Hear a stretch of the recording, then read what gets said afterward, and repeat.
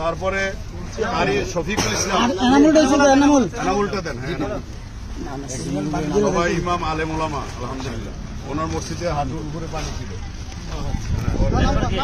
তারপরে হইল মাওলানা সুলাইমান ভাই মনে, কারি শফিকুল ইসলাম। সলমান লন্না লইলে দিয়েছে, একটা লইলে দিয়েছে পরে ডাক দিয়ে। তারপরে হাফেজ হাসান, মাওলানা আহমদ শফিক, শফিক সাহেব, আহমদ শফিক। আচ্ছা, নামাজ পড়তে গেছে মনে হয়। আসেন আসেন আসেন।